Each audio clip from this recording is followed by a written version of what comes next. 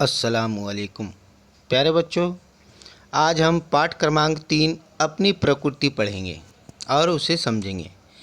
अपनी प्रकृति यानी हमारी प्रकृति।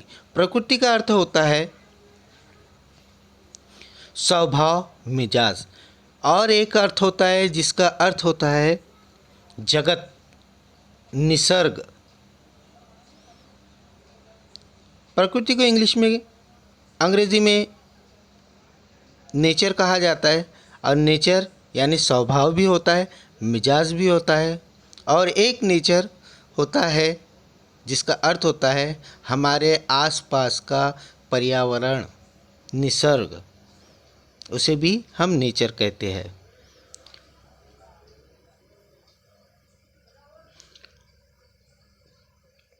इस कहानी में जो कहानी हम पढ़ने जा रहे हैं, इस कहानी में बच्चों ने अपनी प्रिय वस्तु यानी अपनी जो सबसे ज़्यादा अच्छी चीज़ होती है, आपको अपनी एक प्रिय चीज़ होती है, वह वस्तु प्रकृति को यानी जगत को यानी नेचर को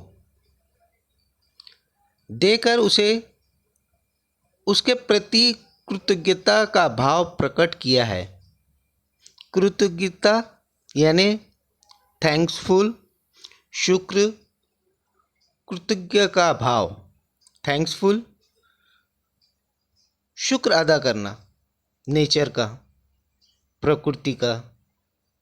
तो अब कोई आपको कुछ बहुत सारा प्यार देता है तो आप उसके बदले में उसे प्यार देते हैं। आपके माँ बाप आपसे बहुत सारा प्यार करते हैं, तो हम भी अपने माँ बाप से बहुत प्यार करते हैं। तो हम इसका लेसन देखेंगे, कहानी पढ़ेंगे।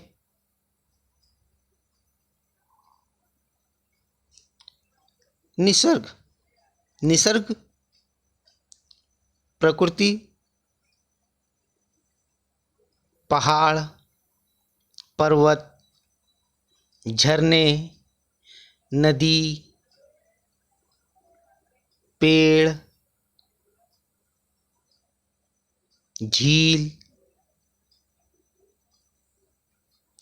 सुंदर सुंदर फूल और उनकी भिन्न भिन्न खुशबू, ये सभी चीज़ें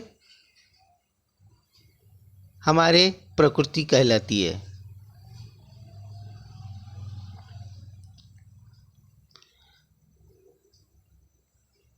कहानी की शुरुआत कुछ इस तरह से होती है। एक दिन फ्रेडरिक्स, हितेंद्र, मुख्तार, प्राजक्ता, सिद्धि, शमिष्ठा, कृष्णा, बिट्टू, तृप्ति, चिन्मय सोनपरी के साथ बगीचे में खेल रहे थे। ये सारे बच्चे किसके साथ खेल रहे थे? सोनपरी के साथ खेल रहे थे। सोनपरी एक परी का नाम है और वो परी के साथ में खेल रहे थे। सिर्फ एक बच्ची काव्या पेड़ के नीचे बैठी इन सबका खेल देख रही थी।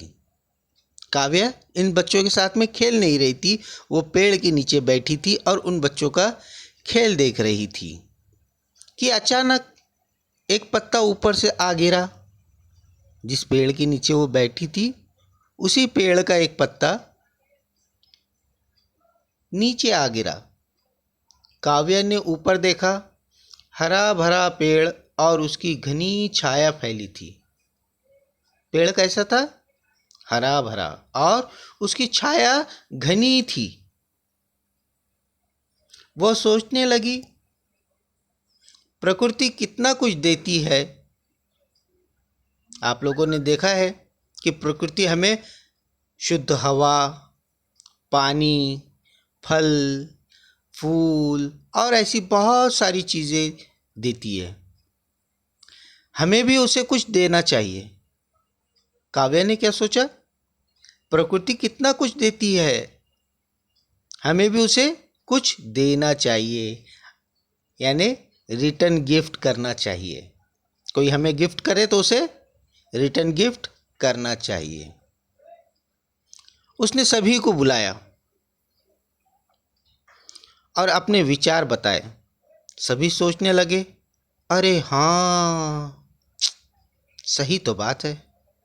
अरे हाँ, हमें भी कुछ देना चाहिए। आज तक के तो हमने सब प्रकृति से लिया ही है। शुद्ध हवा, फल, फूल, धान्य, पानी, और बदले में हमने कभी प्रकृति को कुछ दिया नहीं। तो इसलिए कहा, अरे हाँ, हमें भी कुछ देना चाहिए। सभी ने कहा। चिन्मय बोला, क्यों ना बाल दिवस पर हम प्रकृति को कुछ दे। बाल दिवस पर प्रकृति को कुछ दे। सभी ने सोनपरी को अपना विचार बताया। सभी ने सोनपरी को क्या किया? अपना विचार बताया कि हमें प्रकृति को कुछ देना है। तब सोनपरी ने क्या कहा? सोनपरी को बहुत हर्ष हुआ। हर्ष होना यानी बहुत ज़्यादा खुशी होना, अत्यधिक खुशी होना, हर्ष होना, बहुत ज़्यादा खुश होना। सोनपरी को बहुत हर्ष हुआ, उसे बहुत ज़्यादा खुशी हुई।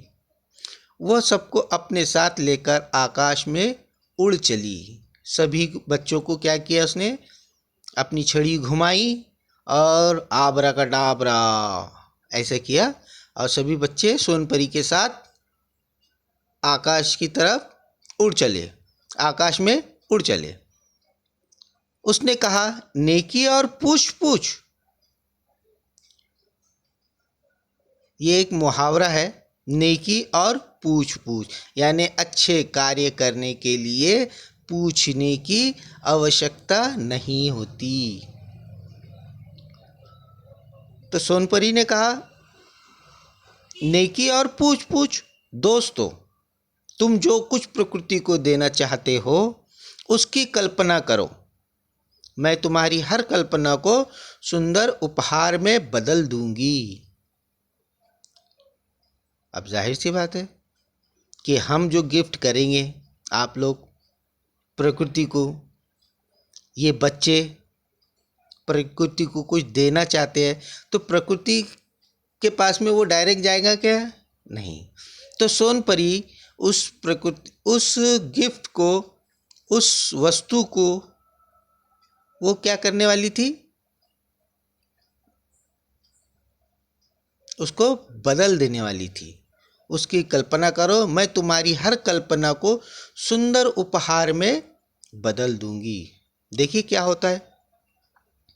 फ्रेडरिक्स और सिद्धि ने अपने खिलौने, सभी के पास में होते खिलौने, तो फ्रेडरिक्स और सिद्धि के पास भी थे और बहुत अच्छे खिलौने थे उनके पास में। तो फ्रेडरिक्स और सिद्धि ने अपने खिलौने आकाश को देने का मन बनाया। आकाश को देने का मन बनाया। क्या? खिलौने। सोचते ही खिलौने, जैसी सोचा उन्होंने खिलौने का देने है उन्हें, तो खिलौने आकाश को देने का मन बनाया। सोचते ही खिलौनों ने बादलों का रूप ले लिया। खिलौने क्या बन गए? बादल बन गए और पानी बरसने लगा। वेरी गुड, बहुत अच्छा हुआ। फ्रेडरिक्स और सिद्धि के खिलौनों ने कमाल कर दिया।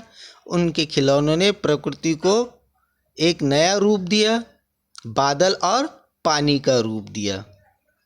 काव्या और हितेन ने पर्वत को मिठाई देने की इच्छा व्यक्त की। यह इच्छा शानदार वृक्षों में बदल गई। पर्वत को मिठाई देने की इच्छा व्यक्त की, तो अब पर्वत मिठाई का गिफ्ट लेकर क्या करेगा? तो पर्वत को क्या दिया गया? सोनपरी ने उसके उपहार को बदलकर क्या, कौन सा उपहार कर दिया? शानदार वृक्षों में बदल दिया। शमिष्ठा एवं कृष्णा पृथ्वी को अपनी गुड़िया देना चाहते थे। शमिष्ठा एवं कृष्णा ये दोनों भी पृथ्वी को अपनी गुड़िया देना चाहती थी। देखते ही देखते उनकी चाह नदियाँ बनकर पृथ्वी पर बहने लगी।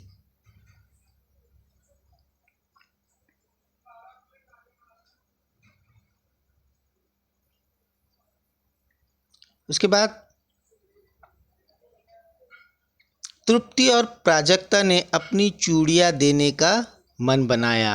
अब सभी कुछ न कुछ दे रहे थे, तो तृप्ति और प्राजक्ता ने भी अपना अपनी अपनी जो फेवरेट चूड़ियाँ थी उनकी, जो बहुत ज़्यादा पसंद थी उन्हें, और वो किसे देना चाहा? तृप्ति और प्राजक्ता ने अपनी अपनी चूड़ियाँ देने का मन बनाया। किसको? प्रकृति को। कुछ ही क्षणों में सारी धरती हरी भरी हो गई। जैसी चूड़ियाँ दी तो जो जादू से वो चूड़ियाँ धरती को हरी भरी कर गई। मानो धरती ने धानी चुनर ओढ़ी हो, धानी चुनर हरी रंग की। मुख्तार और बिट्टू ने अपनी रंग पेटी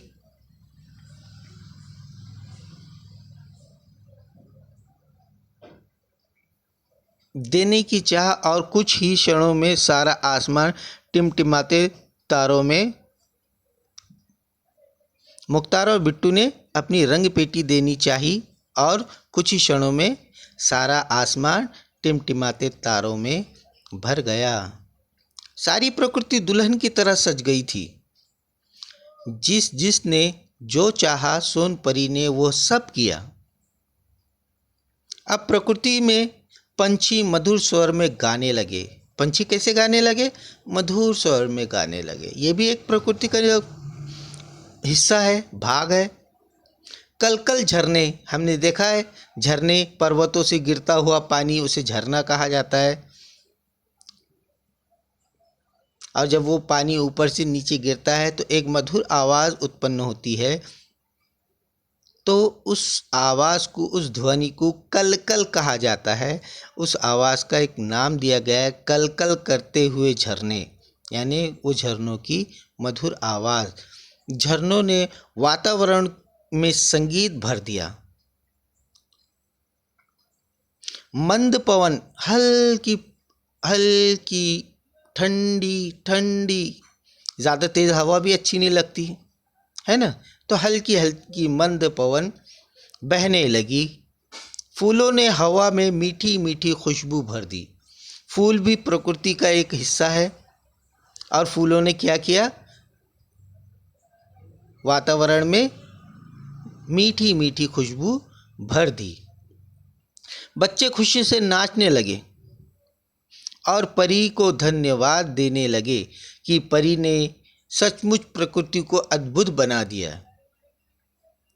सभी बच्चों ने परी का धन्यवाद अदा किया, धन्यवाद दिया और कहा कि सोनपरी, आपने तो सचमुच प्रकृति को अद्भुत बना दिया है। तभी प्राजक्ता के सिर पर एक पका आम आ टपका। तभी प्राजक्ता के सर पर एक आम आ टपका। आ टपका है यानी सर पर गिर गया। पेड़ के ऊपर से पका हुआ आम ऐसा जब पक जाता है तो वो अपने आप नीचे गिर जाता है। तो वो कहाँ गिरा है?